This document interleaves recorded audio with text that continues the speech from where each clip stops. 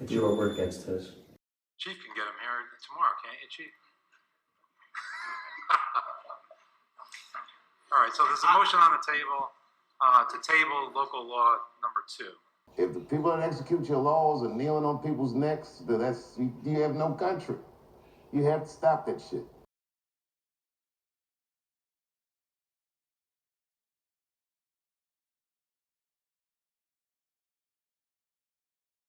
I don't want like retroactive justice. I don't want you to get them after I'm dead. I want you to stop it. John Crawford, black man that was murdered here in a local Walmart, wasn't doing anything wrong. Got murdered by a cop in Beaver Creek, Ohio, in that municipality. There's only been 2 fatal police killings in the history of that municipality. The same guy did both of them. First guy shot was white. Had they stopped him then, it wouldn't even be a racial issue. It's just about over-aggressive, overzealous policing. It's about whatever type of training he was getting. For whatever reason, this guy killed 2 people in line of duty. I'm recently retired from the New York City Police Department.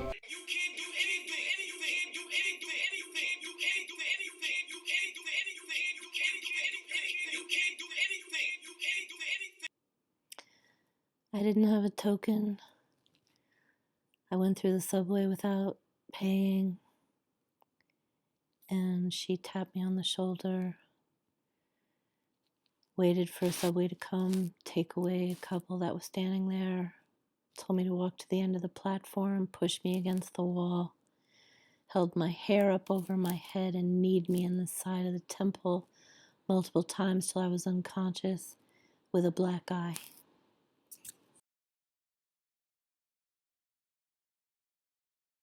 I mean, what do you say about these people who stood there? I don't want to make any value judgment. Once I retired about a year ago, I opened up my practice, which is called Human Development Services, a practice that specializes in the art of mindfulness. So essentially what I do is I train individuals to think differently with their minds.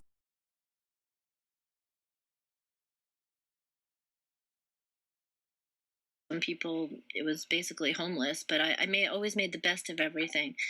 And then I came here. I asked the policeman. You can't call the cop for shit. You can't call the cop for shit. You can't call the cop for shit. You can't do anything. You can't call the cop for shit. You can't call the cop for shit.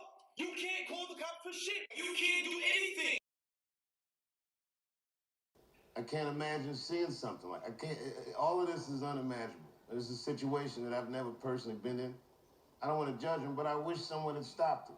The phrase Black Lives Matter is important, but it is deceptive. This problem is not exclusively an African-American problem. It's disproportionately one, but not exclusively ours. And the other thing is, if Russia is in fact exploiting our racist tendencies to dissolve our union, then you would have to look at something like racism as a matter of national security. I always related my bizarre, contentious relationship with the police department as having something to do with suing New York City for getting beaten up by this cop in 1993.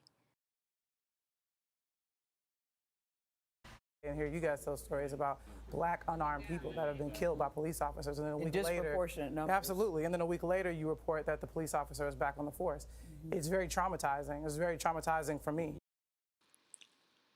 So when Lena Waithe hears that story, she doesn't feel traumatized, probably.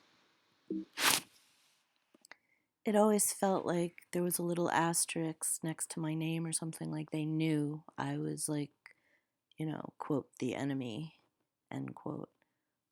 Which is why when I would give them a license plate of a heroin dealer coming to my apartment building every single day, delivering to the neighbors, it would take 4 years to even acknowledge this was going on. I guess they were arrested 4 years later, but what was going on during that 4 years? Were they narcs? Were they working with the police? All the things you could speculate about. But I gave them the license plate. They changed the T to Y, or They said the plate came back to nothing. I told them they were threatening to hurt me. But they make a point of saying at no time does it ever seem like these, there are threats being made towards Miss Fortini.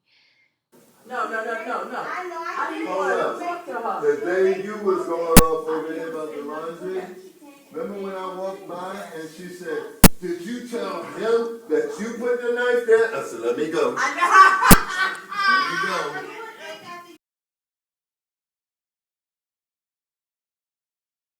And watching a fellow officer kill a man and not reprimanding him because they knew they were being filmed.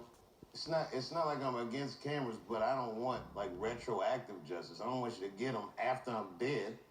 I want you to stop it.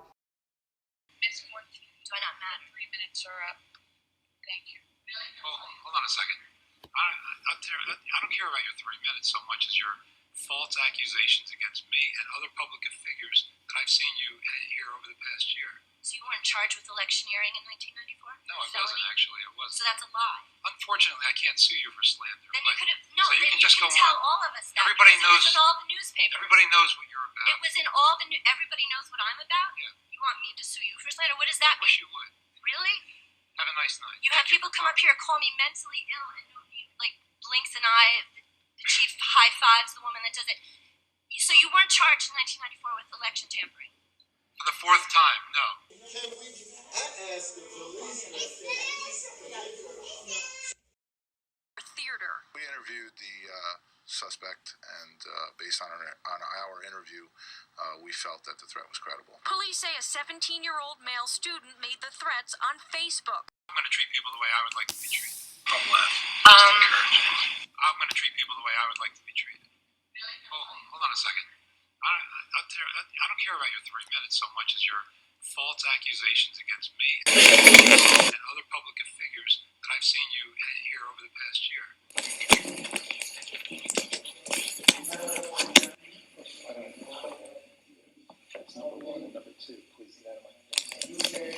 I'm going to treat people the way I would like to be treated.